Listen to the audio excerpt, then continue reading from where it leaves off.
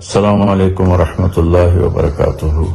جی جناب محترم سلیم خان صاحب اور عزیزم سلمان خان، ارباز خان، غالباً ایک کا نام سہیل خان ہے، باقیوں کے مجھے نام نہیں آتے۔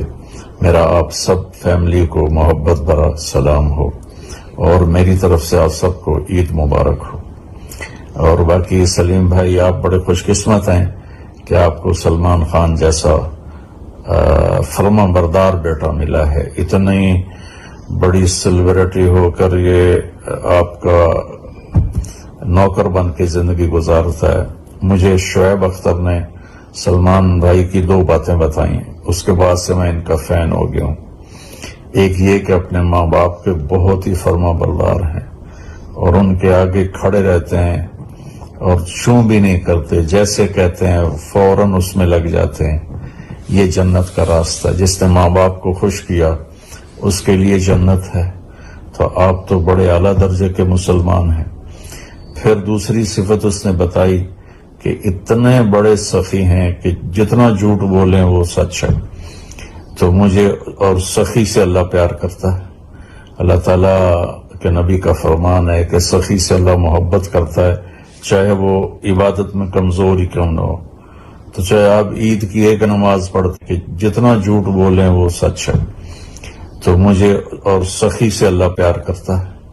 اللہ تعالیٰ کے نبی کا فرمان ہے کہ سخی سے اللہ محبت کرتا ہے، چاہے وہ عبادت میں کمزور ہی کیوں نہ ہو۔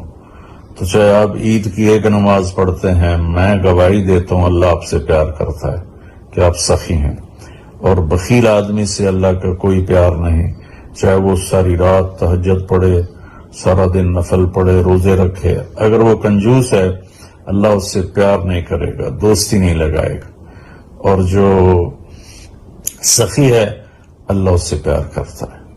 جب سامری جادوگر نے بچڑا بنایا اور اس کی عبادت پہ لگا دیا موسیٰ علیہ السلام کی قوم کو، تو اللہ تعالیٰ نے حکم دیا کہ ان سب کو قتل کیا جائے۔ تو وہ کچھ لوگ تھے تھوڑے سے، تو ان کو قتل کیا گیا۔ جب سامری کو پکڑا گیا قتل کے لیے تو اللہ تعالیٰ نے جبریل کو بھیجا کہ موسیٰ اسے قتل نہ کرو، اپنی موت مرنے دو۔ تو موسیٰ علیہ السلام نے عرض کی، یا اللہ یہ تو اصل مجرم ہے، اس نے بچڑے کی پوجا پہ لگایا۔ تو اللہ تعالیٰ نے کہا موسیٰ یہ سخی ہے اور سخی کو قتل کرنا مجھے اچھا نہیں لگتا، وہ اپنی موت مرا۔ تو آپ کی سخاوت اور آپ کی ماں باپ کی فرما برداری نے مجھے آپ کا فین بنا دیا ہے۔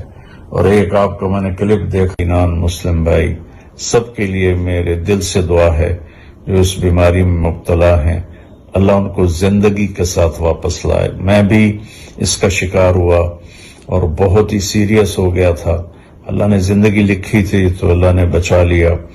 تو واقعی یہ بہت تکلیف دہ چیز ہے، باقی ہمیں جو SOPs ہیں اس کا بھی خیال کرنا چاہیے۔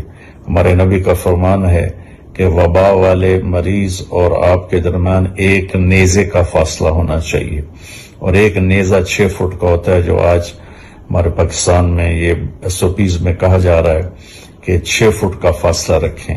تو ظاہری احتیاط کی جائے اور اللہ کے سامنے فریاد کی جائے۔ میری ساری ہمدردیاں، محبت، دعا آپ کے لیے ہے۔